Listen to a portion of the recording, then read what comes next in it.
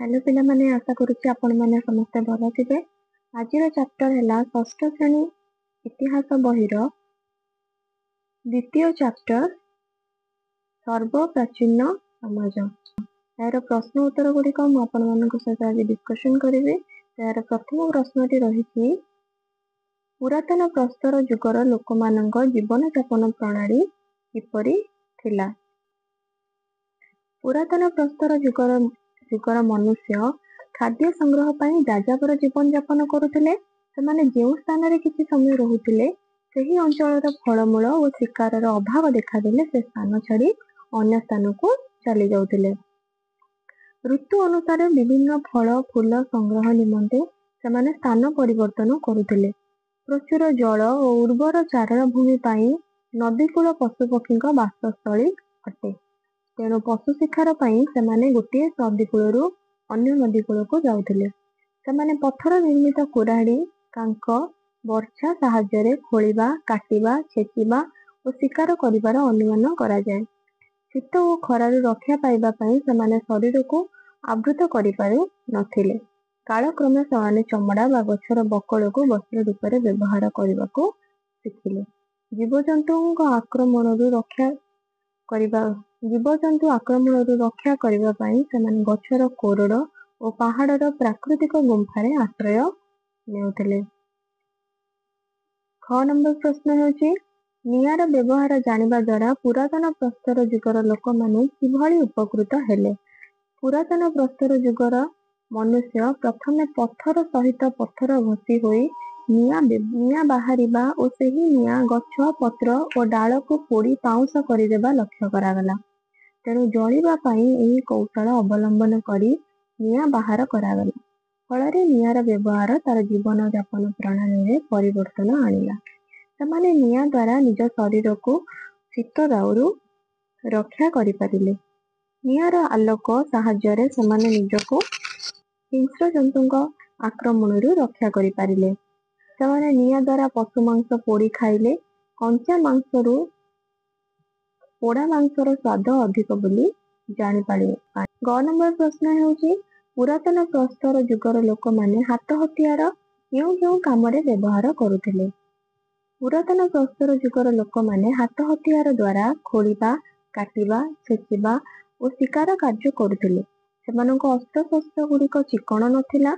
एही अस्त्र शस्त्र द्वारा सेमाने सहजरे जीवजंतु शिकार और गछर बकल काढ़िबा एवं शिशु एवं पशु मानकर छाल उतारी पारुथिले। सेमाने शक्त पत्थरर संधान पाइबा परे एही पत्थर को पिटिबा छेचिबा और घसीबा आदि कार्य व्यवहार कले।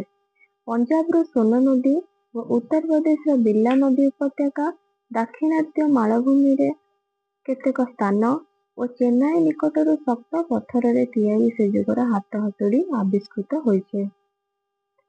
घ नंबर प्रश्न होउछि नूतन प्रस्तर जुगर अस्त्रशस्त्र और पुरातन प्रस्तर जुगर अस्त्रशस्त्र मध्य तफात गुड़िक लेख। पुरातन प्रस्तर जुगर अस्त्रशस्त्र गुड़िक सुंदर बा चिकण नथिला किंतु नूतन प्रस्तर जुगर मनुष्य माने व्यवहार करुथिबा अस्त्रशस्त्र गुड़िक अधिक उन्नत सुंदर धारुआ और चिकण थिला। पुरातन प्रस्तर जुगर अस्त्रशस्त्र द्वारा सहजरे जीवजंतु शिकार गछर बकल काढ़िबा और पशु मानकर छाल उतारिबारे साहाय्य करथिला। मात्र नूतन प्रस्तर जुगर अस्त्रशस्त्र शिकार व्यतीत अन्यान्य कार्य व्यवहार करा जाउथिला। पुरातन प्रस्तर जुगर मनुष्य पत्थरर कुराड़ी कांक बर्छा और शक्त पत्थर तैयारी हाथुड़ी व्यवहार करथिले। किंतु नूतन प्रस्तर जुगर मनुष्य पत्थर और अस्थिर काठ बेंट लगा अस्त्रशस्त्र बाउंसर धनु पातियार बुण आदि व्यवहार करुथिले। पुरातन प्रस्तर जुगर अस्त्रशस्त्र मनुष्य खोलिबा काटिबा छेचिबा और शिकार कार्य करुथिबा बेले नूतन प्रस्तर जुगर मनुष्य हाथुड़ी तैयारी छुंची व्यवहार करी चमड़ा लुगा सिलाई कार्य करुथिले। पुरातन प्रस्तर जुगर पत्थर निर्मित हाथुड़ी चेन्नई निकटर आविष्कृत होइथिबा बेले नूतन प्रस्तर जुगर हाथ हथियार ओडिशार मयूरभंज जिल्लार कुची कुलणा ବୈଦିପୁର ଆଦି ସ୍ଥାନରୁ ଆବିଷ୍କୃତ ହୋଇଛି। 9 ନମ୍ବର ପ୍ରଶ୍ନ ହେଉଛି ଆଦିମାନବ କେଉଁ ପଶୁମାନଙ୍କୁ ପାଳୁଥିଲା ଓ ସେହି ପଶୁମାନଙ୍କ ଠାରୁ କି ପ୍ରକାର ସୁବିଧା ପାଉଥିଲା? ଆଦିମାନବ ପ୍ରଥମେ ଶିକାର କାର୍ଯ୍ୟରେ ସାହାଯ୍ୟ ପାଇଁ କୁକୁର ପାଳନ କଲା। ସେମାନଙ୍କୁ କୃଷି କାର୍ଯ୍ୟରେ ସାହାଯ୍ୟ କରିବାକୁ ଗାଈ, ମେଣ୍ଢା, ଛେଳି, ଗଧ, ଘୋଡ଼ା, ବଳଦ ଆଦି ପଶୁ ପାଳନ କରୁଥିଲା। ସେମାନେ ପଶୁମାନଙ୍କ ଠାରୁ ପାଉଥିବା କ୍ଷୀର ଓ ମାଂସକୁ ଖାଦ୍ୟ ରୂପେ ବ୍ୟବହାର କରୁଥିଲେ। ସେମାନେ ଗଧ, ଘୋଡ଼ା ଓ ବଳଦମାନଙ୍କୁ ମାଲ ପରିବହନ ପାଇଁ ବ୍ୟବହାର କରୁଥିଲେ। ପୋଷାକ ପ୍ରସ୍ତୁତ ପାଇଁ ପଶୁ ଚମଡ଼ା ଓ ମେଣ୍ଢାର ଲୋମ ବ୍ୟବହାର କରୁଥିଲେ। ପଶୁମାନଙ୍କ ଗୋବରକୁ ସାର ରୂପେ କୃଷି କ୍ଷେତ୍ରରେ ବ୍ୟବହାର କରୁଥିଲେ। 6 ନମ୍ବର ପ୍ରଶ୍ନ ହେଉଛି ମନୁଷ୍ୟ ପ୍ରଥମେ ନଦୀ କୂଳରେ ବସବାସ କରିବା ପାଇଁ କାହିଁକି ଚାହିଁଲା? ଜୀବନ ଧାରଣ ପାଇଁ ଜଳର ଆବଶ୍ୟକତା ସର୍ବାଧିକ। ତେଣୁ ମନୁଷ୍ୟ ପ୍ରଥମେ ନଦୀ କୂଳରେ କୁଡ଼ିଆ କରି ସ୍ଥାୟୀ ଭାବରେ ବସବାସ କରିବାକୁ ଲାଗିଲା। ନଦୀକୂଳ ମାନଙ୍କର ଜମି ଉର୍ବର ଥିଲା ଓ କୃଷି କାର୍ଯ୍ୟ ପାଇଁ ଜଳସେଚନର ସୁବିଧା ହେଉଥିଲା। ନଦୀକୂଳ ମାନଙ୍କରେ ପ୍ରଚୁର ଜଳ ଓ ଉର୍ବର ମାଟି ଥିବାରୁ ତାକୁ ଶସ୍ୟ ଉତ୍ପାଦନ କରିବା ପାଇଁ ସୁବିଧା ହେଲା। ପରବର୍ତ୍ତୀ ସମୟରେ ଗହମ, ଯଅ, ଧାନ, ଫଳ ଓ ପନିପରିବା ଚାଷ କରି ଶିଖିଲା। ନଦୀ ପଥର ଗୁଡ଼ିକ ଗମନାଗମନର ଉତ୍ତମ ମାର୍ଗ ଥିଲା। ତେଣୁ ବ୍ୟବସାୟ ବାଣିଜ୍ୟ କରିବା ଏବଂ ବିଭିନ୍ନ ସ୍ଥାନର ଲୋକମାନଙ୍କ ସହିତ ସମ୍ବନ୍ଧ ସ୍ଥାପନ କରିବା ନଦୀ ପଥରେ ସୁବିଧା ଥିଲା। ବାସଗୃହ, ଜାଳେଣୀ ଓ ଜଙ୍ଗଲଜାତ ଦ୍ରବ୍ୟ ନଦୀକୂଳ ନିକଟରେ ଥିବା ଅରଣ୍ୟରୁ ସହଜରେ ମିଳୁଥିଲା। ତେଣୁ ମନୁଷ୍ୟ ପ୍ରଥମେ ନଦୀ କୂଳରେ ବସବାସ କରିବା ପାଇଁ ଚାହିଁଲା। 2 ନମ୍ବର ପ୍ରଶ୍ନକୁ ଯିବା। ନିମ୍ନଲିଖିତ ପ୍ରତ୍ୟେକ ପ୍ରଶ୍ନର ଉତ୍ତର 30ଟି ଶବ୍ଦ ମଧ୍ୟରେ ଲେଖ। ନୂତନ ପ୍ରସ୍ତର ଯୁଗର ଲୋକମାନେ କିପରି କୃଷି କାର୍ଯ୍ୟ ଆରମ୍ଭ କଲେ ଓ କଣ ଚାଷ କରୁଥିଲେ? ମଞ୍ଜି ମାଟି ଭିତରେ ପୋତି ହେଲା ପରେ ପାଣି ପାଇ ଗଛରେ ପରିଣତ ହେଉଥିବା ଲକ୍ଷ୍ୟ କରି ନୂତନ ପ୍ରସ୍ତର ଯୁଗର ଲୋକମାନେ କୃଷି କାର୍ଯ୍ୟ ଆରମ୍ଭ କରିଥିଲେ। ସେମାନେ ଗହମ, ଯଅ, ଧାନ, ଫଳ ଓ ପନିପରିବା ପ୍ରଭୃତି ଚାଷ କରୁଥିଲେ। ଚକର ବ୍ୟବହାର କରି ନୂତନ ପ୍ରସ୍ତର ଯୁଗର ଲୋକମାନେ କଣ କଣ କାମ କଲେ? ଚକର ବ୍ୟବହାର କରି ନୂତନ ପ୍ରସ୍ତର ଯୁଗର ଲୋକମାନେ ବିଭିନ୍ନ ପ୍ରକାରର ମାଟି ପାତ୍ର ନିର୍ମାଣ କଲେ। ଚକକୁ ଗାଡ଼ିରେ ବ୍ୟବହାର କରି ମାଲ ପରିବହନ ଶୀଘ୍ର ଓ ସୁବିଧାରେ କରିପାରିଲେ। ଚକକୁ ବ୍ୟବହାର କରି ତନ୍ତୁ ପ୍ରସ୍ତୁତ କଲେ ଏବଂ ତନ୍ତୁ ସାହାଯ୍ୟରେ ସୂତା କାଟି ଲୁଗା ବୁଣିଲେ। ପୁରାତନ ପ୍ରସ୍ତର ଯୁଗ ଓ ନୂତନ ପ୍ରସ୍ତର ଯୁଗର ଲୋକମାନଙ୍କ ମଧ୍ୟରେ ତଫାତ୍ କଣ ଥିଲା? ପୁରାତନ ପ୍ରସ୍ତର ଯୁଗର ଲୋକମାନେ ପଶୁ ଶିକାର, ଫଳମୂଳ ସଂଗ୍ରହ କରି ଗଛର କୋରଡ଼ କିମ୍ବା ପାହାଡ଼ର ଗୁମ୍ଫାରେ ଆଶ୍ରୟ ନେଇ ଯାଯାବର ଜୀବନଯାପନ କରୁଥିଲେ। ମାତ୍ର ନୂତନ ପ୍ରସ୍ତର ଯୁଗର ଲୋକମାନେ କୃଷି କାର୍ଯ୍ୟ ଓ ପଶୁପାଳନ କରି ସ୍ଥାୟୀ ଭାବରେ ବସବାସ କରି ପୁଷ୍ଟିଗତ ଜୀବନଯାପନ କରୁଥିଲେ। ପୁରାତନ ପ୍ରସ୍ତର ଯୁଗର ଲୋକମାନେ ଚିକ୍କଣ ହୋଇନଥିବାରୁ ଅସୁନ୍ଦର ପଥର ନିର୍ମିତ ଅସ୍ତ୍ରଶସ୍ତ୍ର ବ୍ୟବହାର କରୁଥିଲେ। କିନ୍ତୁ ନୂତନ ପ୍ରସ୍ତର ଯୁଗର ଲୋକମାନେ ପଥର ଓ ଓହାଡ଼ରେ ନିର୍ମିତ ଧାରୁଆ, ଚିକ୍କଣ, ସୁନ୍ଦର ଓ ଉନ୍ନତ ଅସ୍ତ୍ରଶସ୍ତ୍ର ବ୍ୟବହାର କରୁଥିଲେ।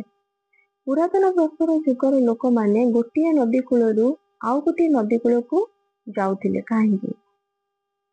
ପୁରାତନ ପ୍ରସ୍ତର ଯୁଗର ଲୋକମାନେ ଯେଉଁ ସ୍ଥାନରେ କିଛି ସମୟ ରହୁଥିଲେ ସେହି ଅଞ୍ଚଳର ଫଳମୂଳ ଓ ଶିକାରର ଅଭାବ ଦେଖାଦେଲେ ସେମାନେ ସେହି ସ୍ଥାନ ଛାଡ଼ି ଅନ୍ୟତ୍ର ଚାଲି ଯାଉଥିଲେ। ପ୍ରଚୁର ଜଳ ଓ ଉର୍ବର ଚାରଣ ଭୂମି ପାଇଁ ନଦୀ କୂଳ ଓ ପଶୁ ପକ୍ଷୀମାନଙ୍କ ବାସସ୍ଥଳୀ ହୋଇଥିବାରୁ ପଶୁ ଶିକାର ପାଇଁ ସେମାନେ ଗୋଟିଏ ନଦୀ କୂଳରୁ ଅନ୍ୟ ନଦୀ କୂଳକୁ ଚାଲି ଯାଉଥିଲେ। ନୂତନ ପ୍ରସ୍ତର ଯୁଗର ଲୋକମାନେ ପ୍ରକୃତିର ଉପାସକ ଥିଲେ ବୋଲି କିପରି ଜାଣିବା? ନୂତନ ପ୍ରସ୍ତର ଯୁଗର ଲୋକମାନେ ପ୍ରକୃତିର ବିଭିନ୍ନ ରୂପ ଯେମିତିକି ନଦୀ, ପର୍ବତ, ସୂର୍ଯ୍ୟ, ବୃକ୍ଷ ଇତ୍ୟାଦିଙ୍କୁ ପୂଜା କରୁଥିଲେ। ସେମାନେ ପରଜନ୍ମରେ ବିଶ୍ୱାସ କରୁଥିଲେ। ତେଣୁ ନୂତନ ପ୍ରସ୍ତର ଯୁଗର ଲୋକମାନେ ପ୍ରକୃତିର ଉପାସକ ଥିଲେ। ନିମ୍ନରେ ଦିଆଯାଇଥିବା ପ୍ରତ୍ୟେକ ପ୍ରଶ୍ନର ଉତ୍ତର ଗୋଟିଏ ଧାଡ଼ିରେ ଲେଖ। ଆଦିମାନବ ତାର ରହିବା ସ୍ଥାନ କାହିଁକି ପରିବର୍ତ୍ତନ କରୁଥିଲା? ଗୋଟିଏ ସ୍ଥାନରେ ଫଳମୂଳ ଓ ଶିକାରର ଅଭାବ ଦେଖାଦେଲେ ଆଦିମାନବ ସେ ସ୍ଥାନ ଛାଡ଼ି ଅନ୍ୟ ସ୍ଥାନକୁ ଚାଲି ଯାଉଥିଲେ। ଭୋକ ଦାଉରୁ ରକ୍ଷା ପାଇବା ପାଇଁ ଆଦିମାନବ କଣ କରୁଥିଲେ?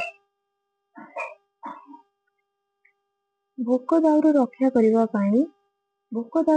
ପାଇବା ପାଇଁ ଆଦିମାନବ କଣ କରୁଥିଲେ? ଆଦିମାନବ ଭୋକ ଦାଉରୁ ରକ୍ଷା ପାଇବା ପାଇଁ ଜୀବଜନ୍ତୁଙ୍କୁ ମାରି ତାର କଞ୍ଚା ମାଂସ ଖାଉଥିଲା। ଆଦିମାନବ ଋତୁ ପରିବର୍ତ୍ତନ ଅନୁସାରେ କାହିଁକି ସ୍ଥାନ ପରିବର୍ତ୍ତନ କରୁଥିଲେ? ଋତୁ ଅନୁଯାୟୀ ବିଭିନ୍ନ ଗଛରେ ବିଭିନ୍ନ ଫଳ ଫୁଲ ଦେଖାଯାଉଥିବାରୁ ଆଦିମାନବ ଋତୁ ଅନୁସାରେ ସ୍ଥାନ ପରିବର୍ତ୍ତନ କରୁଥିଲେ। ନିଜକୁ ସୁରକ୍ଷା ଦେବା ପାଇଁ ପୁରାତନ ପ୍ରସ୍ତର ଯୁଗର ଲୋକେ କଣ ବ୍ୟବହାର କରୁଥିଲେ? ନିଜକୁ ସୁରକ୍ଷା ଦେବା ପାଇଁ ପୁରାତନ ପ୍ରସ୍ତର ଯୁଗର ଲୋକମାନେ ପଥର ତିଆରି ଅସ୍ତ୍ରଶସ୍ତ୍ର ବ୍ୟବହାର କରୁଥିଲେ। ଭାରତର କେଉଁ କେଉଁ ସ୍ଥାନରୁ ପ୍ରସ୍ତର ଯୁଗର ହାତ ହତିଆର ଆବିଷ୍କୃତ ହୋଇଛି? ପଞ୍ଜାବର ସୋନ ନଦୀ, ଉତ୍ତରପ୍ରଦେଶର ବିଲା ନଦୀ, ଦାକ୍ଷିଣାତ୍ୟ ମାଳଭୂମିର କେତେକ ସ୍ଥାନ ଓ ଚେନ୍ନାଇ ନିକଟରୁ ପ୍ରସ୍ତର ଯୁଗର ହାତ ହତିଆର ଆବିଷ୍କୃତ ହୋଇଛି। ଶକ୍ତ ପଥରର ସନ୍ଧାନ ପାଇବା ପରେ ଆଦିମାନବ ତାକୁ କେଉଁ କାମରେ ଲଗାଇଲେ? ଶକ୍ତ ପଥରର ସନ୍ଧାନ ପାଇବା ପରେ ଆଦିମାନବ ଏହାକୁ ପିଟିବା, ଛେଚିବା ଓ ଘଷିବା ଆଦି କାମରେ ଲଗାଇଲେ। ଆଦିମାନବ କେଉଁ କେଉଁ ଜିନିଷକୁ ବସ୍ତ୍ର ରୂପରେ ବ୍ୟବହାର କରୁଥିଲା? ଆଦିମାନବ ଗଛର ବକଳ ଓ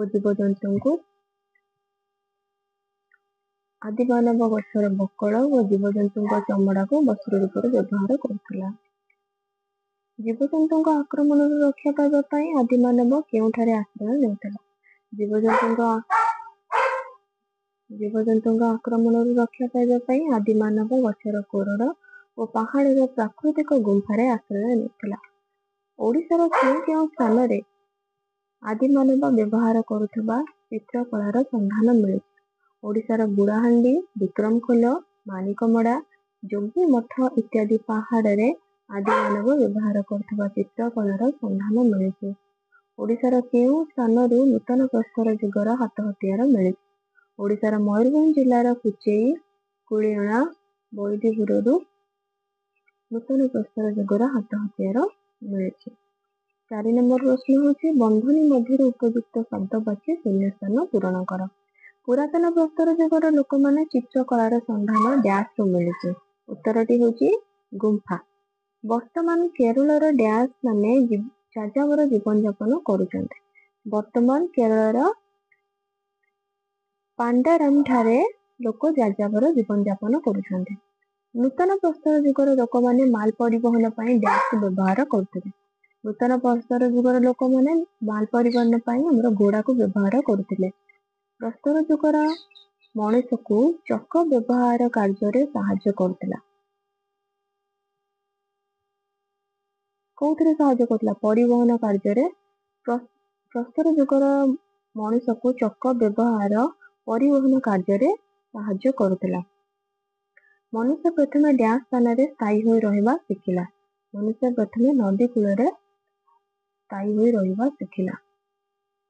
5 ନମ୍ବର ପ୍ରଶ୍ନ ହେଉଛି କ ସ୍ତମ୍ଭରେ ଦିଆଯାଇଥିବା ଶବ୍ଦ ସହିତ ଖ ସ୍ତମ୍ଭରୁ ଉପଯୁକ୍ତ ଶବ୍ଦ ବାଛି ଯୋଗ କର। ଗୁମ୍ଫାରେ ସେମାନେ କଣ କରୁଥିଲେ? ଆଶ୍ରୟ ନେଉଥିଲେ। ତେଣୁ ଗୁମ୍ଫା ଆଶ୍ରୟ। କୁକୁର ଶିକାର କାର୍ଯ୍ୟ। ପଶୁ ଚମଡ଼ା ପୋଷାକ। ଗୋବର ହେଉଛି ସାର। ଚକ ହେଉଛି ପରିବର୍ତ୍ତନ। ତ ଏହା ଥିଲା ଆଜିର ବିଷୟ। ଯଦି ଆପଣମାନଙ୍କୁ ଆଜିର ବିଷୟ ଭଲ ଲାଗିଛି then please do like, share and subscribe my channel। ମୁଁ ଏଇଭଳି ଆପଣମାନଙ୍କ ସହିତ ପ୍ରତ୍ୟେକ ଚାପ୍ଟର ଡିସ୍କସନ୍ କରିବି। Till then, take care, bye bye and thank you for watching my channel।